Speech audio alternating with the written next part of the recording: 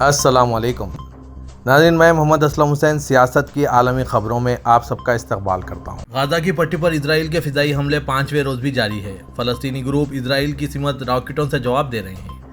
اسرائیلی جنگی طیاروں نے کل رات غزہ کے مختلف علاقوں میں کچھ مکانات پر فضائی حملے کیے۔ حملوں میں 3 عمارتیں مکمل طور پر تباہ ہو چکے ہیں، جبکہ کچھ رہائش گاہوں کو براہ راست نشانہ بنا کر نقصان پہنچایا گیا۔ فلسطینی حکام نے ابھی تک اس بارے میں کوئی بیان نہیں دیا ہے کہ آیا تازہ حملوں میں کوئی جانی یا مالی نقصان ہوا ہے۔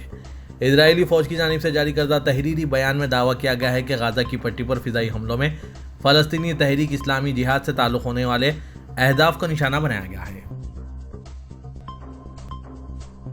فلسطینی وزارت خارجہ کا کہنا ہے کہ اسرائیل کو غزہ کی پٹی میں اپنے مظالم بند کرنے پر مجبور کرنے کے لیے پرعزم بین الاقوامی اقدامات کی ضرورت ہے۔ آج ہفتے کے روز ایک بیان میں وزارت نے مطالبہ کیا کہ غزہ میں داخلی راستے دوبارہ کھولے جائیں تاکہ طبی اور خوراک کے سامان کے ساتھ ساتھ ایندھن اور دیگر ضروری اشیاء کے داخلے کی اجازت دی جا سکے۔ اس نے نسل پرستانہ رجحان کی نشاندہی کی، جس کی پیروی اسرائیلی حکومت کے حکام نے کی۔ کم از کم نام نہاد قومی سلامتی کے وزیر ایتمار بین گویر اور وزیر خزانہ سموٹریچ جو مزید قتل اور غزہ پر دوبارہ قبضے کے حامی ہیں۔ وزارت نے کہا کہ یہ حیرت کی بات ہے کہ عالمی برادری نے موجودہ حالات میں کس طرح خاموشی اختیار کر رکھی ہے۔ اس نے عالمی بے عملی کے ممکنہ خطرناک اثرات سے خبردار کیا ہے۔ بتایا جا رہا ہے کہ سوڈان میں تنازعات کی وجہ سے 82,000 بچے پڑوسی ممالک میں چلے گئے اور 3,68,000 بچے اندرونی طور پر بے گھر ہو گئے۔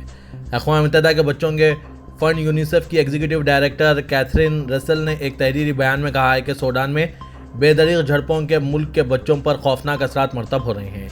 رسل نے بتایا کہ یونیسیف نے بچوں کو انسانی امداد فراہم کرنے کے لیے اپنی کوششوں میں اضافہ کر دیا ہے۔ ہزاروں بچوں کے تحفظ کی تلاش میں اپنے گھر بار کو چھوڑنا ان پر گہرے اعصابی دباؤ کا موجب بن سکتا ہے۔ انہوں نے کہا کہ جھڑپوں کے باعث لاکھوں کی تعداد میں بچے بھی متاثر ہو رہے ہیں۔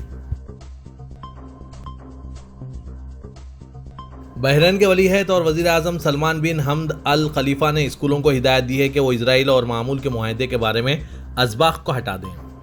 یہ حکم اس وقت آیا جب مملکت پرائمری اسکول کے مواد میں تبدیلیوں کو نافذ کرنے کی تیاری کر رہی ہے، جس میں بحرین اور اسرائیل کے درمیان تعلقات کو معمول پر لانے کے اسباق بھی شامل ہیں۔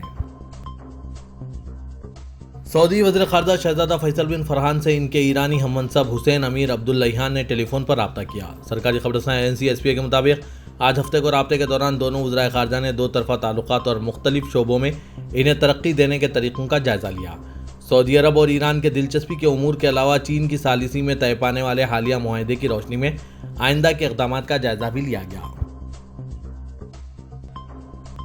وزارت حج و عمرہ نے سوڈانی عمرہ زائرین کو ہدایت دی ہے کہ وہ اپنے ویزوں کی مدت میں مفت توسیع کرائیں۔ سابق ویب سائٹ کے مطابق حکومت نے سوڈانی عمرہ زائرین کے ویزوں کی مدت میں توسیع کے علاوہ عمرہ ویزے کو وزٹ ویزے میں تبدیل کرنے کی سہولت پیش کی ہے۔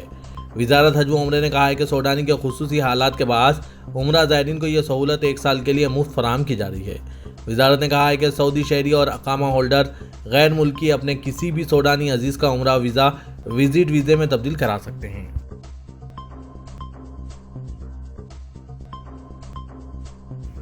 شاہ سلمان بن عبدالعزیز نے ٹیونس کے صدر کو مکتوب ارسال کیا ہے، جس میں انہیں 19 مئی کو سعودی عرب میں عرب سربراہ کانفرنس میں شرکت کی دعوت دی گئی ہے۔ سرکاری خبر رساں ادارے ایس پی اے نے وزارت خارجہ کے حوالے سے بتایا کہ ٹیونس میں سعودی سفیر ڈاکٹر عبدالعزیز بن علی السقن نے ٹیونس صدر قیس سعید سے ملاقات کر کے دعوت نامہ حوالے کیا۔ اس موقع پر انہوں نے شاہ سلمان بن عبدالعزیز اور ولی عہد و وزیر اعظم شہزادہ محمد بن سلمان کی جانب سے خیر سگالی کا پیغام بھی پیش کیا۔ ترکی کے صدر رجب طیب اردوغان نے کہا کہ ہم ترکی میں ایک بھی دہشت گرد نہیں چھوڑیں گے۔ ہمارا ہدف ہماری جمہوریہ کی 100 سالہ سالگرہ 2023 کے اختتام سے پہلے ترکی میں ایک بھی خونی دہشت گرد کو باقی نہ چھوڑنا ہے۔ اسی طرح ہم اپنی سرحدوں پر بھی دہشت گردوں کو سانس لینے کا موقع نہیں دیں گے۔ اردوغان نے استنبول کے سانجاقپتے علاقے میں جلسے سے خطاب کیا۔ تمام ماؤں کے یوم ماہ کی مبارکباد پیش کرتے ہوئے اردوغان نے کہا کہ وہ خاندان کے تقدس پر یقین رکھتے ہیں۔ میں اپنے ملک کی ان عظیم ماؤں کو سلام پیش کرتا ہوں جنہوں نے وطن، قوم، ریاست اور امت کے لیے اچھے بچوں کی پرورش کی ہے۔ میں افریقہ سے کروشیا تک، بلقان سے ترکستان تک کے علاقوں کی تمام تر ماؤں کی جن کے دل ہمارے ساتھ دھڑکتے ہیں، ان کو بڑی عزت و احترام سے سلام خلوص پیش کرتا ہوں۔ صدر ترکی رجب طیب اردغان نے کہا ہے کہ انہوں نے ملک کو 21 سال پہلے کے مقابلے میں ایک آزاد، زیادہ خوشحال، زیادہ پرامن اور معاشی طور پر مضبوط حیثیت دلائی ہے۔ 14 مئی کو انتخابات کے حوالے سے اپنے ٹویٹر اکاؤنٹ پر اپنی پوسٹ میں صدر اردغان نے کہا کہ وہ اپنی جوانی کے دور سے ہی فعال سیاست کی دوڑ میں ہیں اور ہمیشہ قوم کی نظروں کے سامنے رہے ہیں۔ 14 مئی کے انتخابات کے حوالے سے ٹویٹر پر پیاری قوم کے عنوان سے اپنی پوسٹ میں صدر اردغان نے واضح کیا ہے کہ وہ اپنی جوانی کے ایام سے ہی فعال سیاست کرتے ہوئے ملک و قوم کی خدمت کر رہے ہیں۔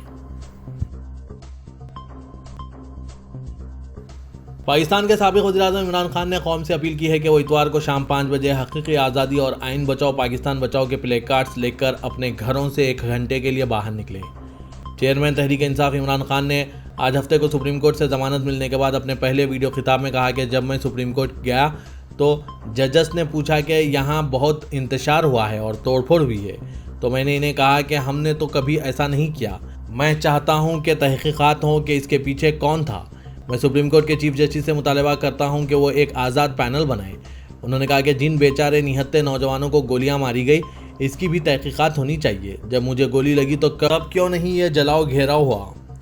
میرا یہ فلسفہ نہیں۔ عمران خان نے کہا کہ جو کچھ مجھے معلوم ہوا ہے اس قوم کو بڑی بڑی چیزیں پتہ چلیں گی کہ کون یہ چاہتا تھا کہ انتشار ہو اور کس نے فائدہ اٹھایا۔